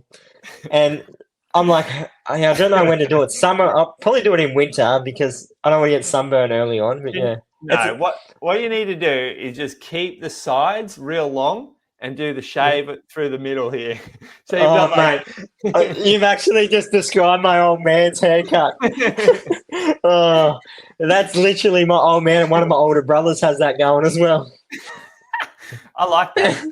That's accepting reality and going, you know what? This is my identity from now. No, that's like your 1990s banker haircut, that is. Where you walk around with your briefcase. Yeah. You need some like round spectacles too. Yeah. It's a big thing. I lose sleep every night thinking about this, you know. When's it going to go, or should I start doing wigs, or yeah. You know, you can go to Turkey and stuff and get like hair implanted. Mate, I don't even buy gels, let alone go and spend money to get hair implants. Yeah, I think that's why they go to Turkey, because it's real cheap. Yeah, okay. Anyway, let's talk about the next run. I actually went out an hour this day. I wanted to run in a shoe that I recorded a review for. So I got out a bit earlier and I put on this super shoe. I put on the New Balance SC Elite V4. I wanted to run in it. I'm turning to the point, like my outlook on super shoes has changed. I think you can jog in a lot of them now. Like I was about to say to you, what's the point of going for a jog in a super shoe? That's like, I'm now addicted to fucking fast shoes. So I'm fast, soft, bloody propulsive shoes. You go and put a jogging shoe on and you feel lifeless. It feels dull. So these days when I've got a little bit more pop in my step, I'll put on one of these and go for a jog. And I think that's how I can use them. Like, this thing's pretty stable. Do you feel privileged? No, not privileged. But like, I'm working for here, I'm doing a review on this shoe. Us plebs, a lot of us plebs, mate, we can only afford to put on our super shoes race day. Mizuno's taking you to Japan. I would settle down on this chat. I'm paying my own way over there. You're going on the credit card of Mizuno. And I thank Mizuno for that. and I've been working my ass off for this. And that's why I'm moving past this conversation, because we don't need to talk about the New Balance shoe right now. Next day workout. Now, this was an interesting one because this was like a bridge workout. So in between last Sunday, which was really big, and this Sunday, which was really big, I wanted to fit a workout in that wasn't pace related, because for me and the group, I didn't want like always hanging on paces. I feel like it's a real mental reprieve or treat to go out there and just get a workout that's like run hard, run easy. And so did a fartlek. It's like a Kenyan style fartlek. I remember, I know they do a lot of this sort of just 2 minute on, 1 minute off. I think they do a lot of 1 minute on, 1 minute off as well. But there's a big difference between 2 minute on and 1 minute on, because this workout, like I went into it and I was not in the mindset that this would hurt or that I was preparing for a hard day. I thought this would be a little bridge between two hard workouts, and this was fucking real hard. And it was real hard, real quick. So I didn't have splits on. I just had it set to count down like 2 minutes, and then it gave me a rest period. I did have the pace showing for the ons, but I didn't really look at it. And I couldn't see the pace for the offs. And so the offs were float. So the idea was like it would be 45-minute broken tempo, basically. And early on, I knew I was going to be hurting. Like that first, what was the actual session? 15 minutes, 15 by 2 minute hard, 1 minute float. So 45 minutes total. I was hoping to hit maybe 3 5s for the ons and then like 3 35s for the floats. But that's not me as like an athlete. I think I'm much better when they're closer together, when I don't have to go down faster and I don't have to recover as slow. So I ended up going, I'll just reel them off. 3, 14, 5, 12, 8, 8, 2, 7, 6, 7, 12, 5, 4, 9, 8, 6.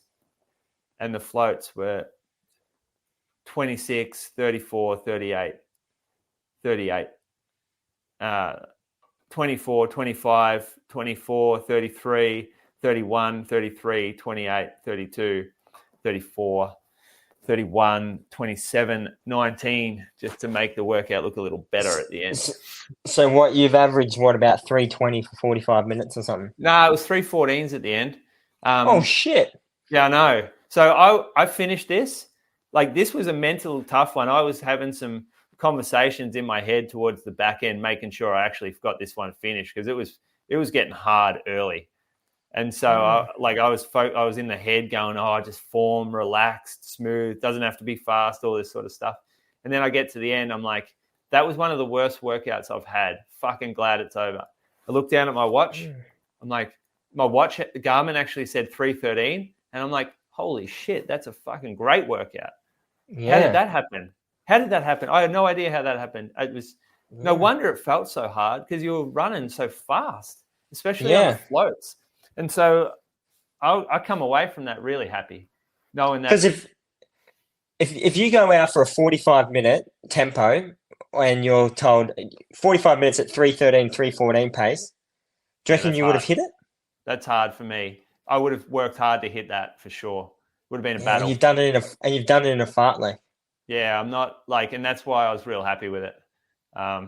So yeah, that was, everyone felt the same. Everyone in the group was thinking that I wasn't prepared for that to be hard when it was actually really hard. So it was good to knock it over. Jogged the next day just twice. And then, Maddie Roberts on this made a comment on my Strava.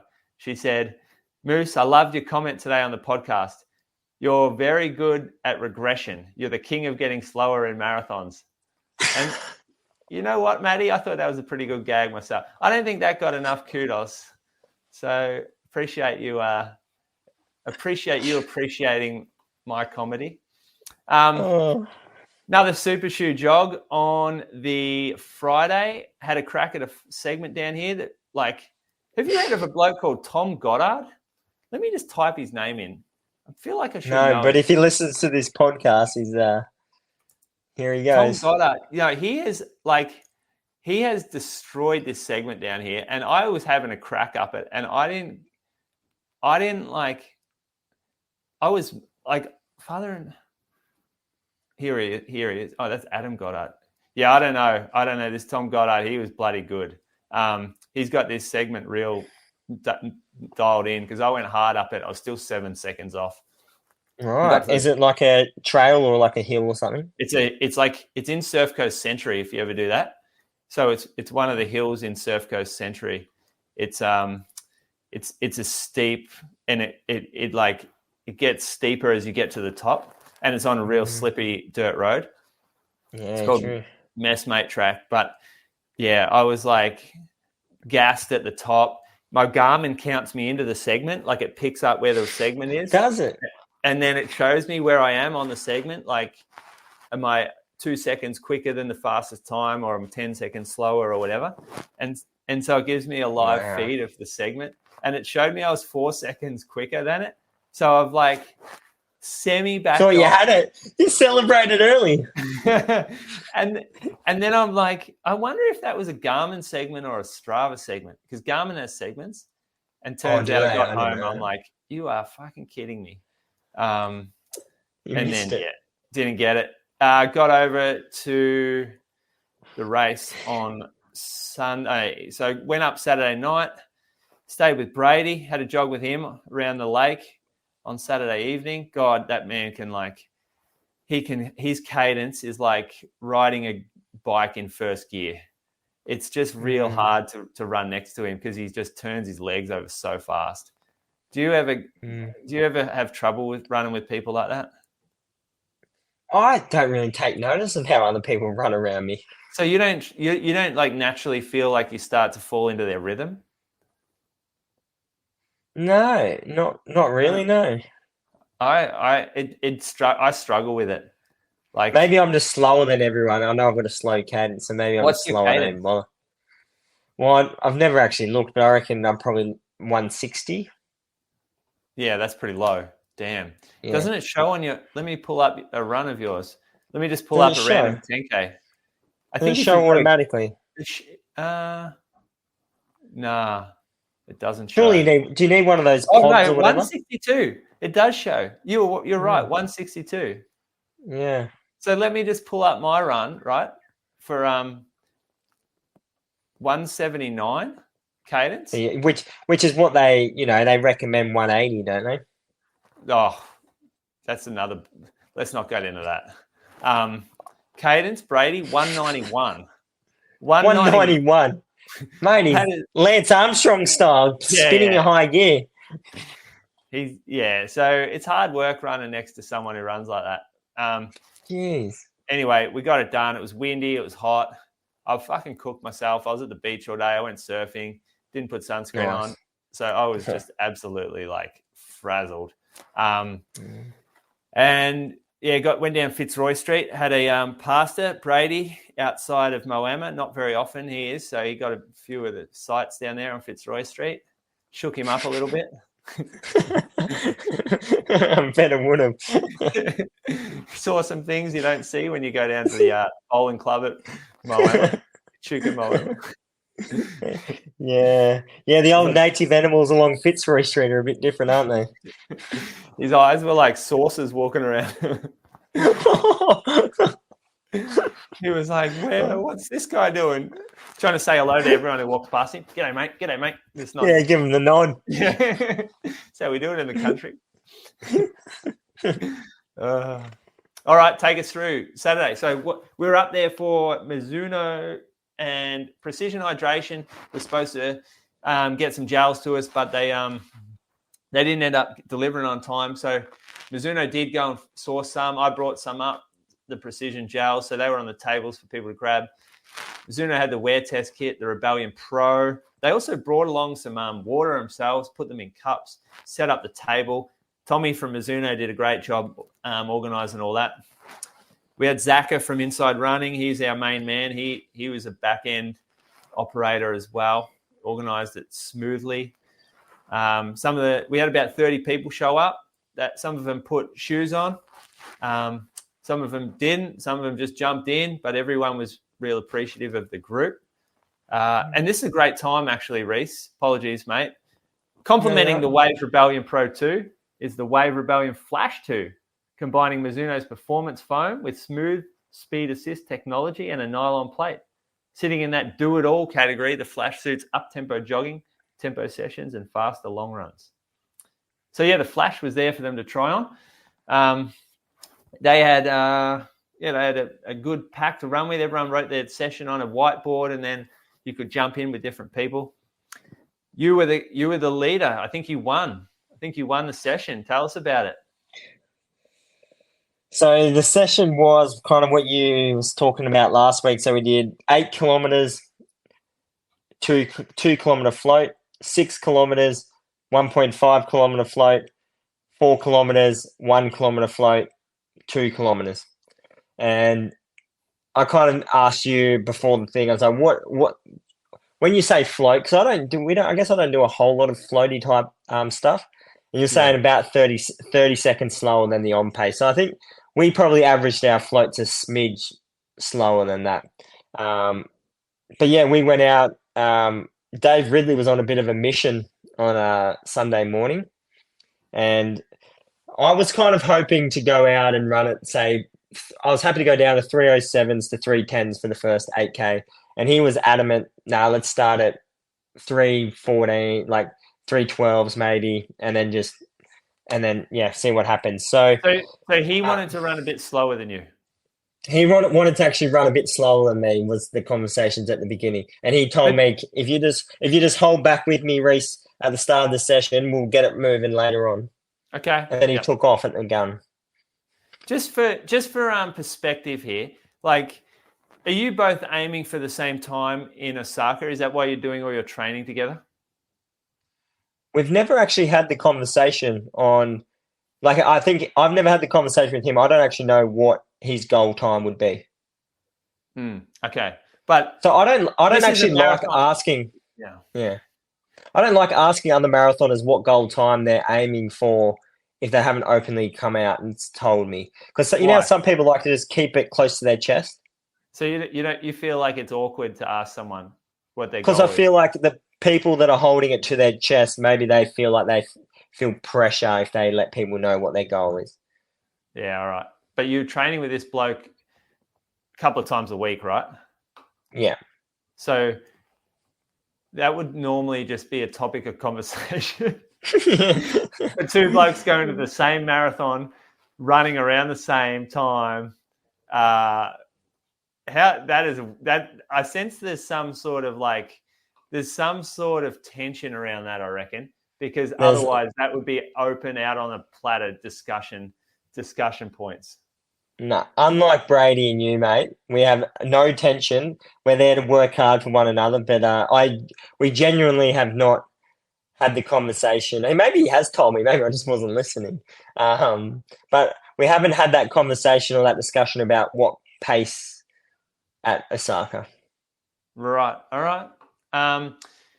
We haven't even had the conversation about will we be running together at the start of Osaka. Do I think we will be? Probably at this rate. Yeah. Well, okay. You can make a call on that. You can make a call on him if you like. So, anyway, pressure on someone. Yeah, put the pressure right on him. I'm still messaging him now, trying to patch him in, but I don't think he's gonna take the bait. It's all good. So we did the 8K. We averaged 3:09 pace for the 8 kilometer.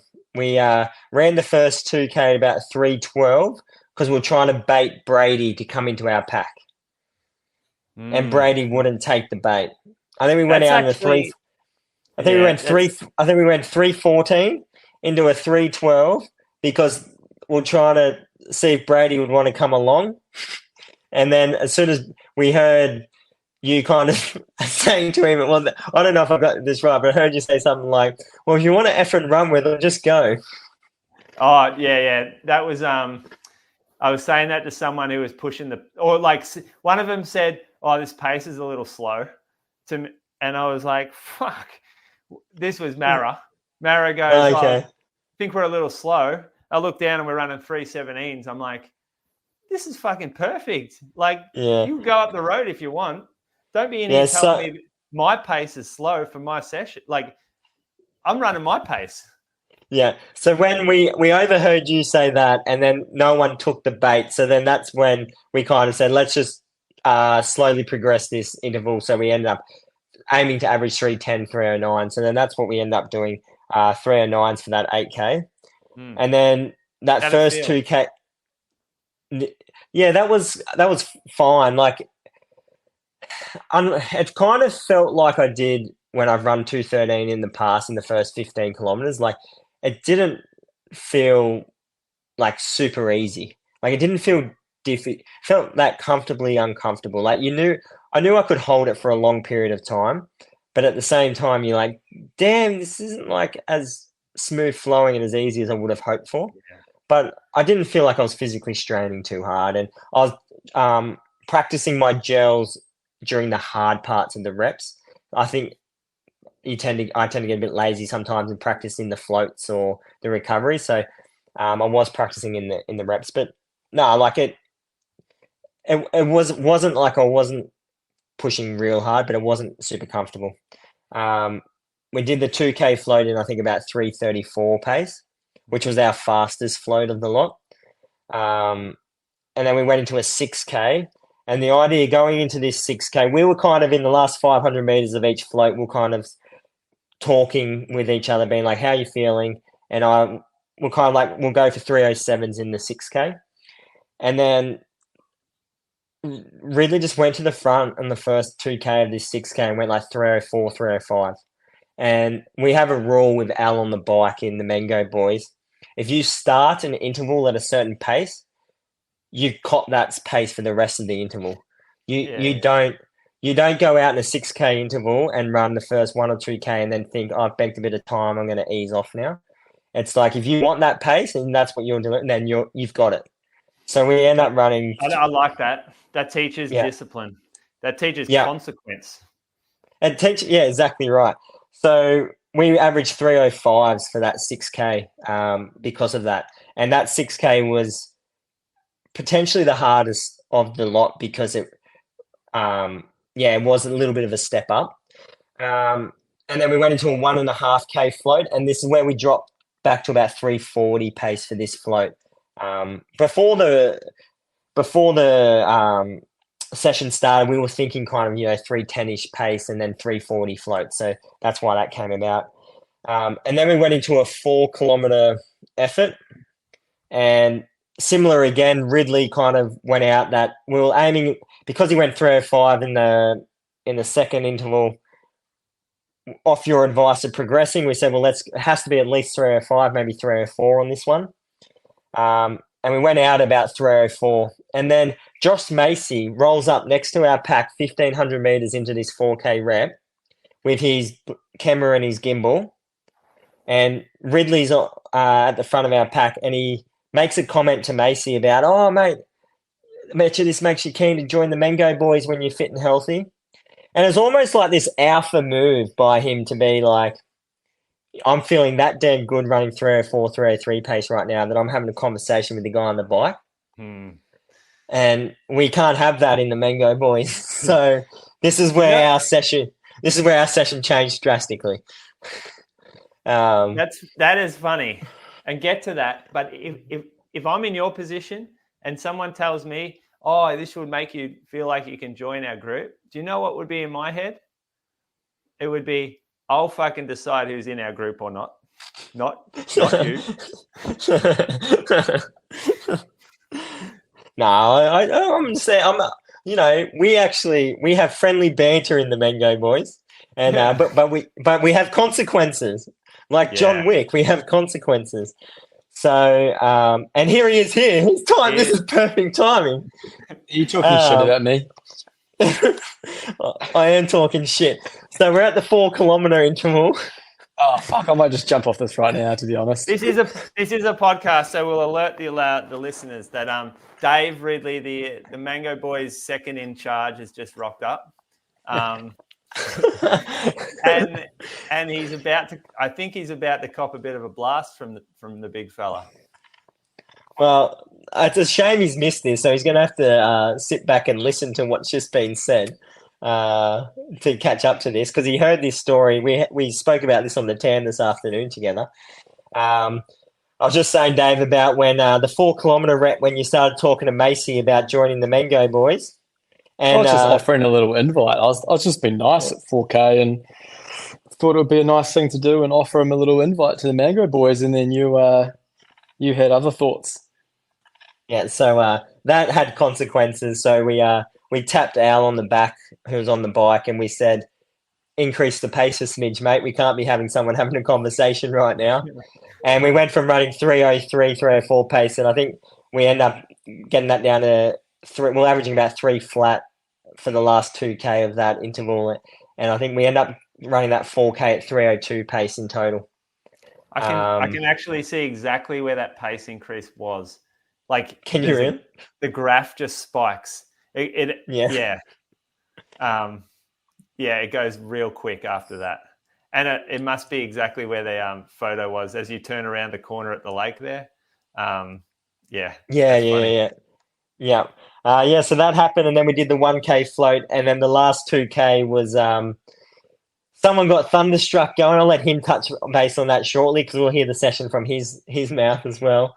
But yeah, the last 2K, I kind of said to Al, I didn't want anything stupid going into this. And then he kind of just, if I'm right on the back of his wheel when he's on the bike, he kind of just slowly winds it up. And we've spent now about 2 months together with Al on the bike pacing me and stuff. And he's just got to really know my breathing, how I'm looking in my shadow, and knows if I've got more to give. And I think the Garmin might have been a bit generous with what it's given me here at the end of this session, but I'm going to say it was 2:55s for the last 2K. What about you, Dave? Were you running 2:55 at the end? Hell no. What did your Garmin actually give you, Reece? Wasn't it 2:53s? 2:52s? Yep. 2:53s. Yeah, that's what I'm looking at here. Yeah. Yeah, it's Hold on a bit fast for me.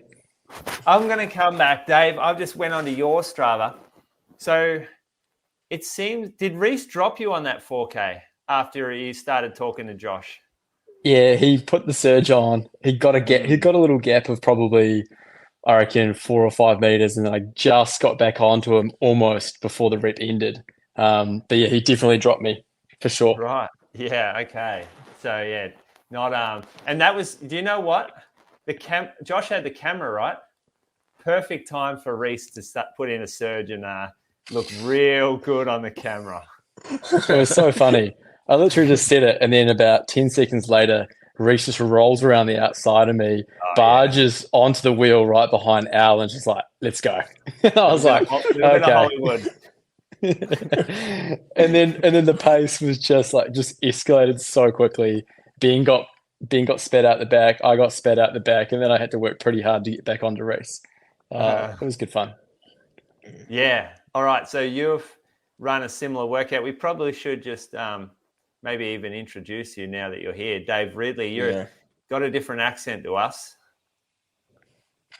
Yeah, I do. I'm originally from New Zealand. I've been here in Australia for probably, I reckon, 8, maybe 9 years. So I think my Kiwi accent has softened a little bit, and I might be getting a little bit of an Aussie twang potentially. But that's me. A little bit, yeah, a little bit. So you're a marathon. You've run 2:17, am I right? Yeah, that's it. So I ran 2:17:20 a couple of years ago, and they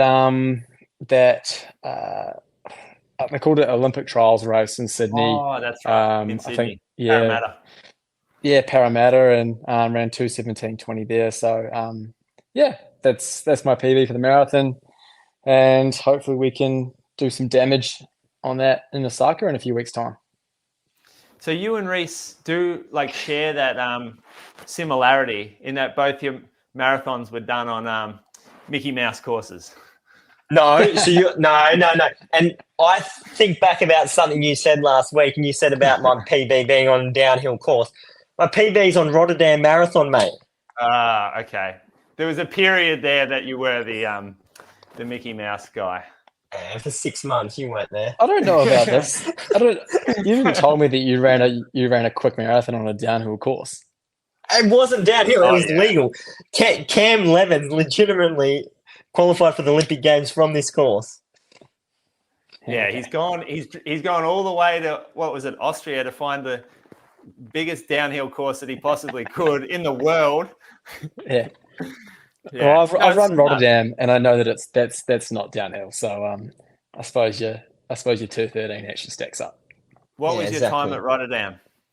Oh, it was bad. It was 2:25 last year. I blew up big time. All right. Okay. So 2:25. That's your real PB, if that's what we're going. Yeah. Rotterdam Marathon only. Yeah. It's my one marathon. That's my PB. No, you've gone under 2:20 a couple of times. Melbourne as well. Am I right? Yeah, Melbourne. Twice in Melbourne. Yeah.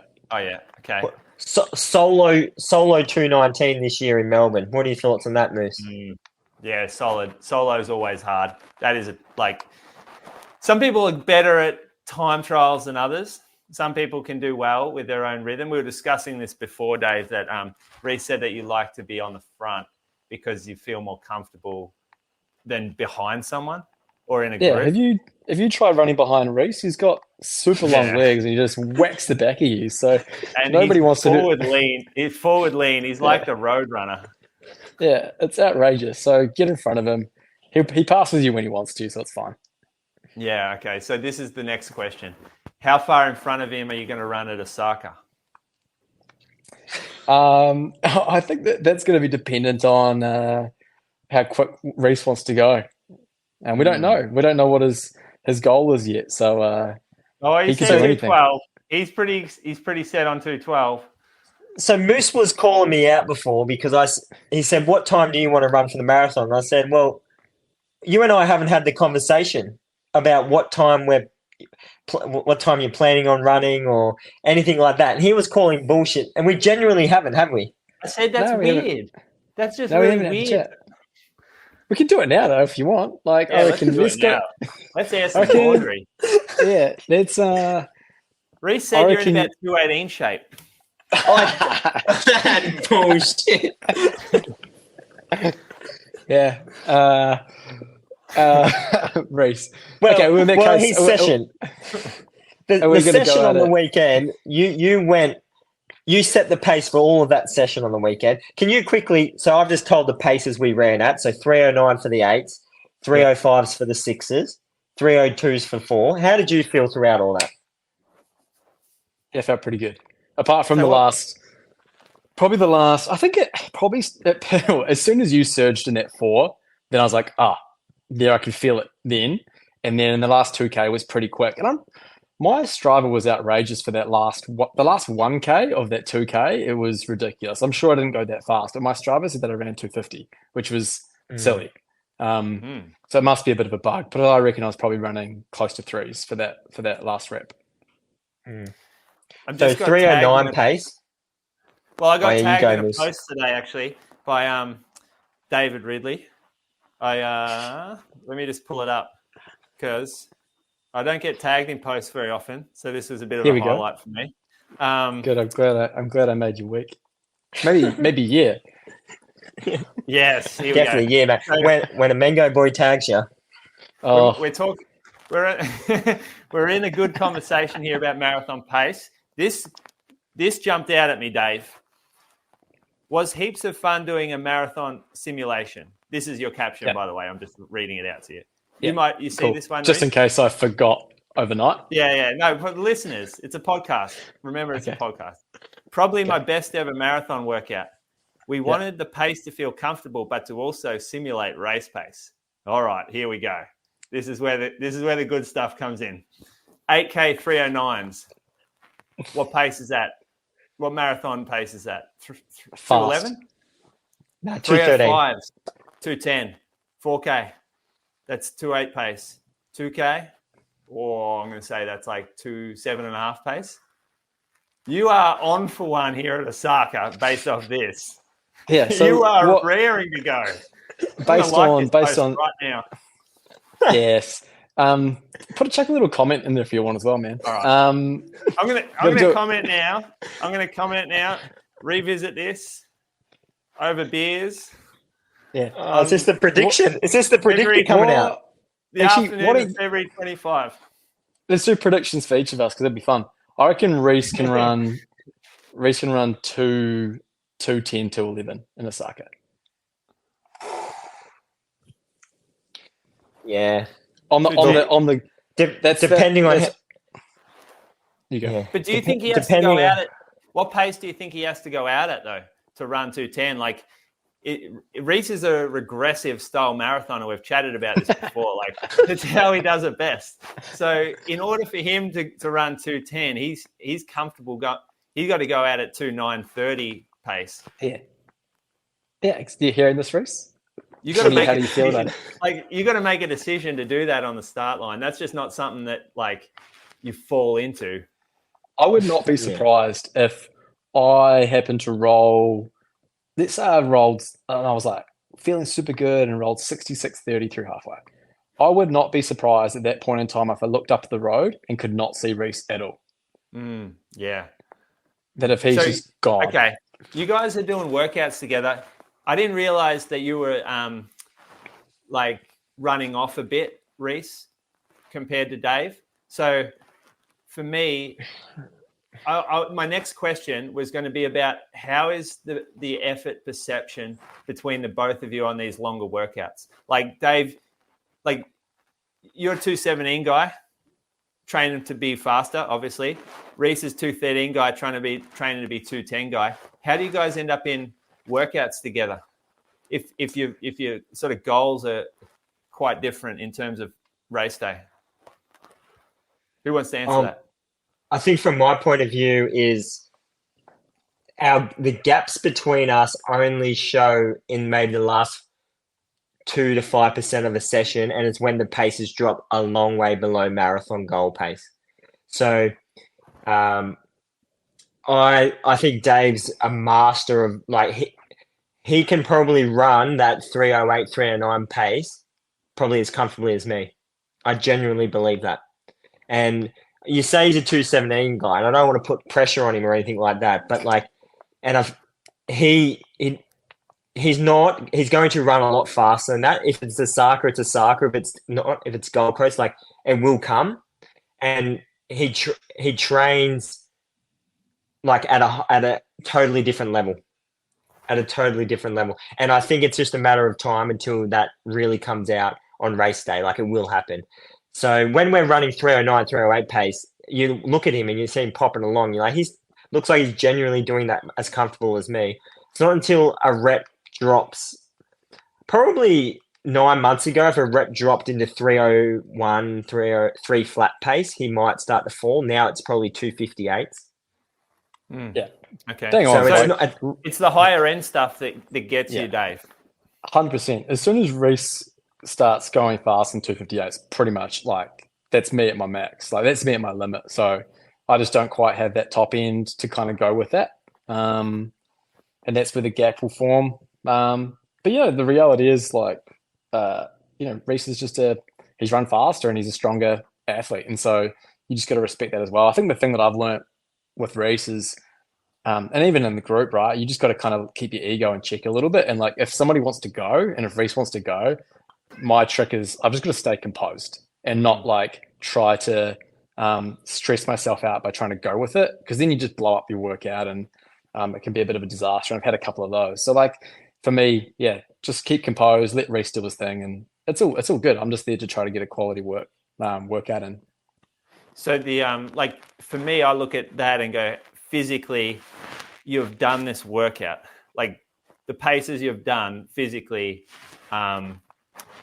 you've already, like it's on the paper what you've done, and you've done some really good workouts. The question that you always have is exact thing we were talking about before. It's on paper. You don't really understand how you're feeling at the time. So like we don't understand how you're feeling. We don't understand how Reece is feeling. So for me, like you're obviously in some amazing shape, and you're not one to run conservatively. Like we've seen that before. You've gone out pretty hard in the past. You haven't set a time yet. That's what I'm asking you. Well, he kind of slipped 66.30. That's the first time he's ever done anything. He slipped 66.30. Yeah, well, it was a hypothetical, but was it? My goal for a couple of years is to run 2:13. I probably haven't felt like I've been kind of in that shape before, like honestly, but like that's been the back of my mind goal. Was like my big goal is to run 2:13. That's plan A. Hopefully, I think at Osaka, if all things go well and I'm feeling good, I'll probably go for it. Like there's no reason I shouldn't. And I think the attitude is just to do it and see what happens, and hopefully I can run strong. The other thing I kind of know is I feel like I'm fit enough that if something's going bad, then I can kind of in the moment reconsider and recover, not recover, but just sort of like put it, run to a plan B and still have a good race. So that's sort of the thing. I think, obviously breaking 2:15 would be a great day, and it's still big goal for me as well to do that. But yeah, 2:13 would be pretty sweet. The psychology of recognizing that it's a little hard and this is the point to back off, or hey, it's a marathon, I'm trying to run really fast, it's supposed to be hard. Like, how do you differentiate those? And it's a good question. I was actually chatting to Zach tonight about this, and I feel like what I want to do at Osaka is just try to make really good decisions in the moment. Like it's one of those things you almost can't plan for beforehand. You've got to get into the race, see how you're feeling, and then just be honest with yourself. And the last thing I want to do is get to 25K and just be absolutely gassed, and then it falls off the cliff and I run 2:25. Like I'd rather, have the conversation with myself at maybe 16, 17K and go, oh, you know what, this 309s, 310s is not feeling quite as comfortable as I need it to. I'm just going to back off, and maybe a few 3:15s right now is just going to be the thing that I need to do. So I think it's just trying to have the confidence to make those types of decisions while I'm running, and not just go, okay, I'm just going to go as hard as I can for as long as I can and then blow up, I think. Is it possible to do that? To go into a race knowing that your extreme goal is going to, it's going to take almost like an all-in effort, and to have something sitting on your shoulder saying, oh no, I talked about this, if it gets hard, I've got to back it off a little. Is it, can that work? Is that a possibility? To commit to something, knowing that there's a plan B just sitting there waiting for you to just slip into and feel good doing? Yeah, I think it's absolutely about not wanting to do the plan B, right? So just go for plan A and try to make that feel as good as possible. I think the plan B is more of there as a psychological blanket, knowing that if I'm feeling shit, then okay, cool, I've got an option to just back it off a little bit. But it's hopefully, plan A all the way, and I'll just go for it. And it's easy to sit here now saying all this stuff, but I think in the moment I'm just going to see red and give it a good crack. Yeah, good. I mean, that'll be fun to watch. There's a lot of like U-turns where I'll be able to get a good view of what's going up ahead. What are you going to do, man? You've run fast. Yeah. You gonna come with it? No, not at all. I'm not in the shape that you guys are in. I know that. That was actually Sunday was a great learn. What was that? What's the right word for it? It was like a learning experience for me. It was like a lesson in what paces felt comfortable to me. And it was training. I was a bit cooked from the day before, so maybe the paces weren't perfect, but I got a good reminder of what marathon effort is and what is a little too hard. So we went in to this workout. Brady, he loves running with people. Like I just wanted to run my own efforts. He was pretty intent on just staying with me basically, because my splits, like what I said I wanted to do, he lined up with what he wanted to do. And Mara jumped in as well, so Michael Marantelli. And so we did the same workout, 8-6-4-2. I said 3:15 to 3:20 was what I wanted, especially for the first 8, because I've done a lot of training outside of marathon effort in this. And a lot of, I've I know that it's not realistic marathon pace / effort. And so that's like, it's almost cheating yourself a bit to run a marathon workout too hard. Like in my mind it is, because I know that it's not, I can get it done, but it's not really achieving what I want it to. So my goal here was like, don't fuck this first 8K up. Because we have a rule like you guys. If I'm doing a progression and I start out at a certain pace, I'm not just calling it and we'll go back. It's like it has to progress. Like this is the consequence for going out too hard. Like you do the crime, do the time. That's sort of how we'll look at that. So 3:17s, it felt okay. That was the first one. I had Mara and Brady. They're sort of like pretty surgy type guys. And so I was off the back for a few meters at some of them. And then all of a sudden I'd run up their ass. Again, another good reminder to just do your own thing on the day, not to rely on someone else to be pacing you or to set your pace. And you didn't have a lovely bicycle in front of you either, did you? No. I did see you guys up there. I got a bit jealous of that. How is Albert pacing? Does he get it right? Yeah, he's good. Yeah, he's very good. I don't know how many years he did pacing Craig Mottram, but he knows. He knows how to pace. It's a bloody difficult job to sit on a bike and ride the same pace. Like really hard to do. He's got little motivational lines as well, and he just sort of like pops them out here and there, and he can just tell he gets a little bit excited. And the deeper you get into the workout, he starts giving you K splits, and he gives you little reminders. He tells you to relax. It's just all these little cues. I love it. So good. Maybe you should do some coaching. Guess it's credit for you too, Willie. He's kind of been the man behind my sessions, I'd say, in this build. Well, actually, I'll take that back. It's 50-50. Ridley, Dave's 50% and Al's the other 50% probably. Yeah, all right. Go back to your session, mate. Yeah. So we float for 2K. This was, the brakes were on here. So 3:36, but pretty much just had to sort of remind ourselves not to go too fast.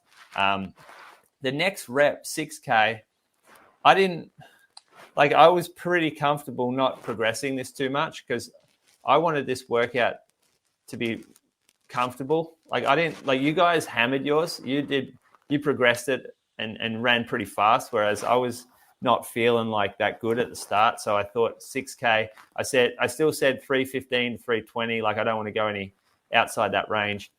So we ran 3:17 for the next one. Everyone's still together at this point. So it's pretty good little pack. By that stage, you're 14K in, all you've got is 6K left. Feels like you're pretty much through the workout. Like mentally, easy, I reckon. I was quite happy with that. So after that, I felt like it was really easy. Next thing, 4K. This is the one that got going a little bit. So we sort of give ourselves a bit of a license. Before this started, I said 3:15 absolute limit. Don't want to go quicker than that. And then we didn't. And then 3:33 float. By that stage, it's like, oh, we're home. Let's keep going. And then the last one, and then 2K at the end, 3:11. So we did press on a bit towards the end. Yeah, that's nice. So you're thinking 3:15 marathon pace off that? 3:15. Nah, I'm thinking 3:17's probably around right for me. 3:17, just under 3:20. Yeah. Yep. And progress it from there on race day. Always progress. Always give yourself some room to move. That's my theory. Like my parents always said, mate, money in the bank, money in the bank. Yeah. You and I are big depositors, Reece. We're big depositors. We don't withdraw often, mate. It has worked for you so far. It's worked for you. Reece can speak. My question about that is, Brady, was he itching at the bit, mate, the whole time just to get going, or he's composed being around you? You're his figure. Is he like your love child, or what's going on there? Yeah, well, he was. I think he likes to practice being controlled, but he that's his thing now. He's proud of how he controls himself, and he did pretty well out there. Like there was a few times where I expected him to just start powering forward, and him and Mara both had periods where they sort of pressed a little, but they were good. It was really nice to have. Are you coaching him, Brady? No. Yeah. Oh, during the workout? Well, just generally. No, I'm not. No, he does his own thing. But you're his mentor, workout, are you? No, not really. No, probably unofficially. Probably, I see a lot of the workouts that I've done in the past. He goes and does now. Just rehashing a few of them. What did you average all up for the workout? That's still pretty juicy. Must be. Oh yeah, so we were 320 for 24K, 24 and a half. It's not the longest run. 3 weeks out, I normally go longer than this. I was freaking out about that. Were you? Not quite enough volume. Exactly. I actually, and that's why I was happy when Dave took off early and wanted to go faster. I was like, yeah, because if we had have gone 3:10s and I felt comfortable throughout, we had a little surprise at the end, but because the paces were quicker, we didn't do the surprise. Maybe you should say more about the surprise that we had at the end, because there was a few messages. There's a few messages going back and forth between Reece and I on the Saturday, I think it was, between what we were going to add to the end. Yeah. Go on. Say if we had have run, say, 3:10s for the entire session, and then I felt good, there was going to be an 8K straight at the end. That was going to be run. It was up to 8Ks. It was going to go 3 flats for as long as you can, up to 8. 3 flats for really? So you're just going to run the tank out? I was just going to run the tank out. Whoa! So when he initially said, "Oh, should we do something at the end?" I was like, "Oh, okay." So instead of doing the 2K at the end, should we just do like another 6K or something like that? He's like, "No. We'll do the 2K and then we'll do the 8K and then do another 8K." It's like, damn. So I had this is before the. I don't. That's a hard finish. Geez, you'd be feeling a little different today, I reckon, if you had got to that point. So this is where Dave and Al have helped me out, right? Because I'm a little bit of a loose cannon, and I'm down for all this sort of stuff. Like we were saying earlier, when we're talking about Canova special block, I'm down for that. So I need people around me. Don't you do a Canova special block every weekend? yeah, pretty much. So I need people around me that are like, look, we'll let you be a bit crazy, but just pull back that real dumb stuff. Yeah. The hip stressy stuff. Yeah, exactly. Exactly right. Yeah. Just go up to the point of stress fracture. Yeah. Dave, when do you head over to Osaka? We're flying Wednesday the 21st morning, I think, is a morning flight. Cool. So are you doing the Jetstar Cairns across? No, we're doing Qantas to Tokyo, and then we jump on a Jetstar flight from Tokyo to Osaka that night. Hopefully we make our connecting flight. There's only 2.5 hours between, which hopefully is enough. But there's a chance we might miss it, so we might have to spend a night in Tokyo. But we'll see. Yeah, all right, cool. So I'll be there Thursday all the way through, and then race Sunday, and then we got a couple of weeks after that just to cruise around, which will be fun. A couple of weeks. Wow, that's fun. That'll be real fun. Yeah. Yeah, that sounds good, doesn't it? That's what happens when you don't have kids, mate. We actually did 10 days last year with Pia, and it was horrible. Was it? Oh, how old was she? Bad. She would have been like a year and a bit, maybe a year and 5 months, but nearly 18 months. But she was hated the food, hated the small bedrooms, tiny bedrooms, real quiet, sort of respectful culture. And you go no one takes their kids out for dinner there. It's real, it's just not the right place for her at that point. We had trouble. she was in the end. She was sick. She had fucking teeth coming through. It was like a nightmare. And I remember thinking, like, we are wasting our holiday here. Like, in the end, we're buying food from the, like, 7-Eleven, and you're eating it in your hotel room, and you're going to bed at 7 o'clock when she goes to bed, and it's just like, this is dumb. Yeah. We could do this at home, and she would be happier. After that 5-year rule, until she's 5, we're staying in Australia. Yeah, wow. She is anyway. But everyone said to me, hit 6 months, and then you've got that 18-month period before you have to pay for them from 2 years, and it's sweet.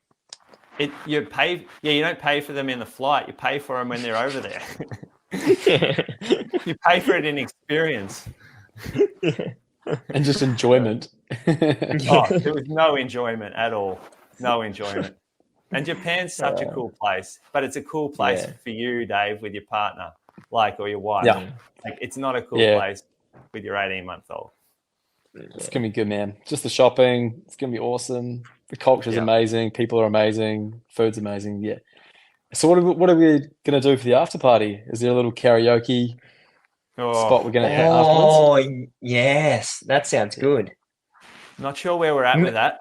Mango Boys open mic night. There are a lot of places that we could end up. But karaoke is one that I hope we don't end up at. What? No way, man. That's going to be us. No. I'll watch. Singing's not my jam. Boys, I'm going to go to bed. We've been here for 2 hours. Yeah, this was meant to be the shortest one. Yeah. I got to go to bed, but before I do that, Dave, I know you're a Nike man, so don't listen to this, all right? Don't listen to this. Okay. One sec. The Inside Running Podcast Road to Osaka series is powered by Mizuno, committed to making marathoners faster for now and the future. All right. Earmuffs off, Dave. Okay. That was good. What shoe over there? The threes. The threes. Yeah. Reece, we know you. You're in the pros, the Pro 2, Rebellion Pro 2. I'm in the Pro 2s. Yeah, I'm very happy the way they've been going. I haven't had a bad session for a long time, so I'm very happy with what I've got. Confident. You're going to go the same colour, the whites with the black sole? No, I think I've got a bit of a surprise packet coming when I arrive in Osaka, which is going to be a new colourway, fresh kicks, and some fresh kits. So, Make sure you take your others, though, because last time I'm a size 12.5, and my gift when I got there was a size 9.5. So lucky I wasn't banking on running in them. That's good to know. That's good to know. I have a few pairs to take. Do you know that the singlets and clothing sizes differently over there as well, man? So I'm a small man over here, and then over there I'm like a large. So you're gonna. I don't know if they're gonna be able to do singlets your size. Nah. You bring your own clothes, mate. I'll tell you what, those tights, just very quickly before we go, those tights, they were I know. 2.4%. That's what that last rep was, 2.4%. That's the difference between Dave and you at the end. It was those tights. Yeah.